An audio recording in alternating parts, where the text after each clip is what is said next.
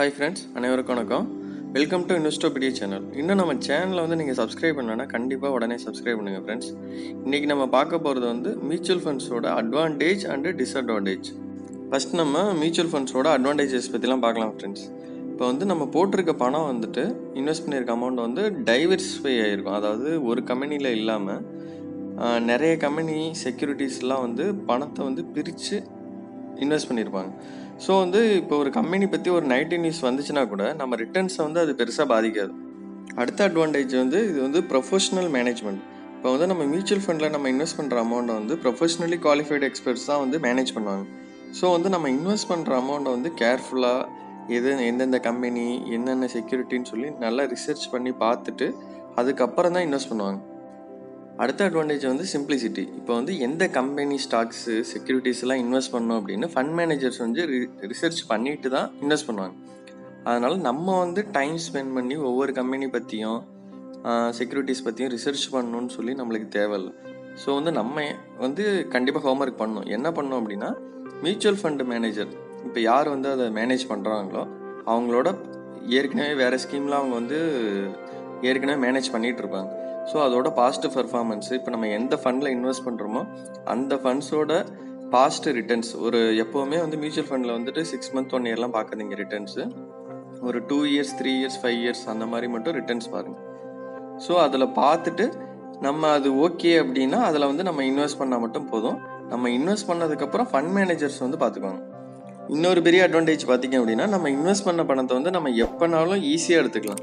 இப்போ நம்ம ரெக்வஸ்ட் கொடுத்துருக்கோம் அப்படின்னா ஒரு 2 days வந்து பார்த்திங்கன்னா நம்ம அக்கௌண்ட்டில் வந்து அமௌண்ட் வந்து கிரெடிட் ஆயிரும். அந்த ஃபண்ட் வந்து ரெடீம் ஆகி கிரெடிட் ஆயிரும்.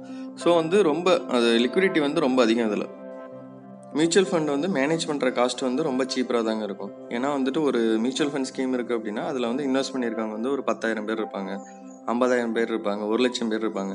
ஸோ வந்து அந்த மேனேஜ் பண்ணுறதுக்கான காஸ்ட் வந்து ஈக்குவலாக டிவைட் ஆயிரும். ஸோ வந்து அது வந்து ஃபண்டோட ரிட்டர்ன்ஸ் வந்து பெருசாக பாதிக்காது. மியூச்சுவல் ஃபண்டில் இன்வெஸ்ட் பண்ணுறதுக்கு டேக்ஸ் பெனிஃபிட் கூட கிடைக்கும். நீங்கள் வந்து இப்போ ஈக்விட்டி லிங்க்டு ஸ்கீம்ஸ்ன்னு இருக்குது, ELSS.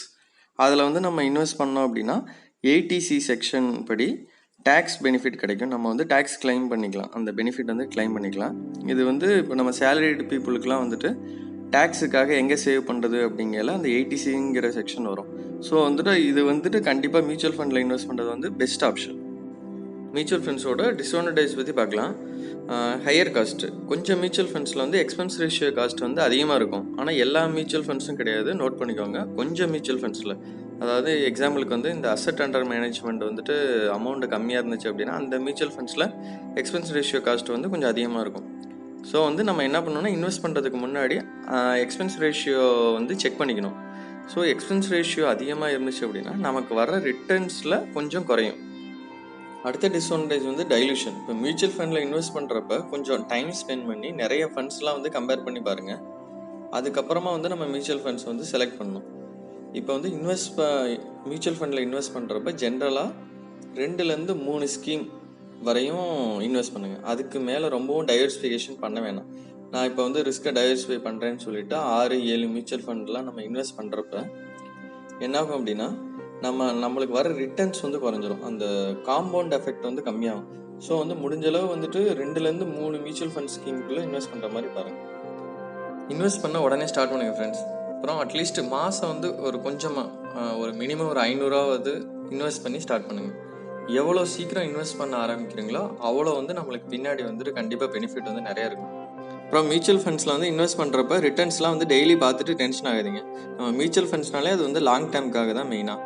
ஸோ வந்து நல்ல ஸ்கீமில் இன்வெஸ்ட் பண்ணிவிட்டு வெயிட் பண்ணோம் அப்படின்னா கண்டிப்பாக நம்மளுக்கு வந்து நல்ல ரிட்டர்ன்ஸ் கிடைக்கும். அப்புறம் ரொம்ப முக்கியமான விஷயம், இன்வெஸ்ட் பண்ணுறது எப்போவுமே நிறுத்தாதீங்க. மாதம் நம்மளால் எவ்வளோ முடியுமோ ஒரு 500 இருந்தாலும் பரவாயில்ல, அதை வந்து கண்டினியூஸாக மாதம் டிசிப்ளினாக வந்து நம்ம இன்வெஸ்ட் பண்ணணும்.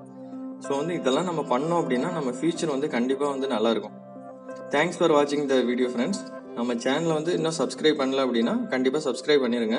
உங்கள் ஃபேமிலி ஃப்ரெண்ட்ஸ்லாம் வந்து இந்த வீடியோ பார்க்க சொல்லுங்கள். கண்டிப்பாக அவங்களுக்கும் யூஸ்ஃபுல்லாக இருக்கும். Bye friends.